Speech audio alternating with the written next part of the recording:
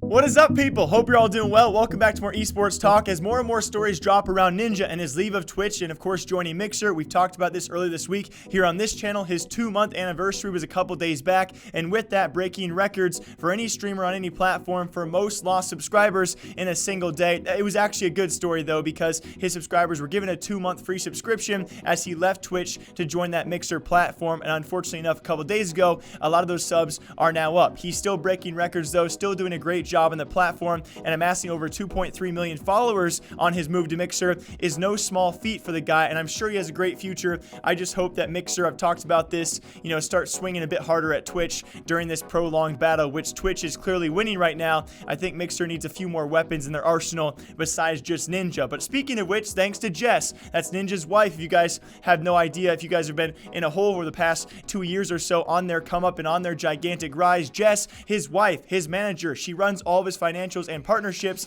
has now come out with a great interview with Business Insider and revealed all as to exactly why they left Twitch for Mixer. And it might surprise you, because of course when I first heard this, it had to be a lot of money, right? Microsoft, Mr. Bill Gates had to offer them quite a chunk of change to go over there, which I'm sure is true, but Jess does say that was not their mindset, that was not their cause for leaving. It was a bunch of other Twitch issues, which by the time, if you guys have been a fan of this channel, if you've been watching for quite some time, it might not be surprising that they had issues with Twitch, because don't all of us at some point in time? This all apparently happened after New York's New Year's Eve event that was hosted by Ninja, one of the many big things he has done throughout the year as well as last year. And along with that, apparently on some calls with Twitch, negotiations went a bit sour when they tried to negotiate some things that were left in Ninja's contract, which would not allow Jess, as his sponsorship manager, to actually license out his brand, or as asking for sponsors as much as he would want to, especially outside gaming sponsors. I'm sure you guys are aware he's had many partnerships, many sponsors outside gaming,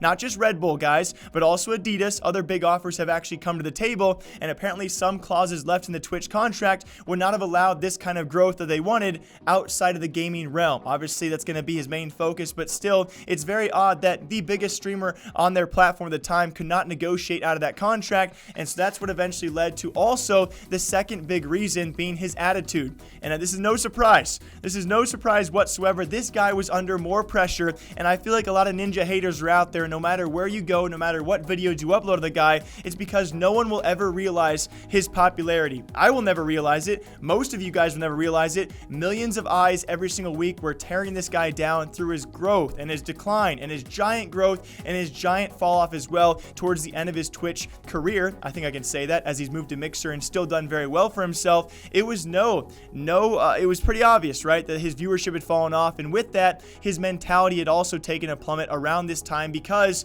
he was berated constantly by Twitch chat and people who just hated on the guy for no reason whatsoever. It comes as no surprise his attitude took a fall off, because I can't imagine dealing with Twitch chat day in, day out, 8 to 12 hours per day, 5 to 6, plus maybe even 7 days per week. I think it would make most of us go insane. And that, folks, is when Mr. Gates, Microsoft, and Mixer finally stepped in. Obviously, Gates was probably not involved in the decision, but with that, they did step in, showed him a great time, showed him an option, and a lot of freedom was the main thing here. They apparently allowed him to negotiate pretty much what Twitch would not, and gave him more freedom than Twitch could, and that's what really started to highlight this move. Along with that, it happened so quickly. Within weeks, this negotiation, these contracts, and this decision was made by Ninja and Jess, which is shocking with how complex this might be and how big of a move this certainly was. It's shocking to see this actual Microsoft and Mixer deal went down in just a few weeks. Alongside that, apparently offering not just freedom, but some hindsight on some things he had never seen before. Seeing games that have not been yet released and won't be released for at least a year.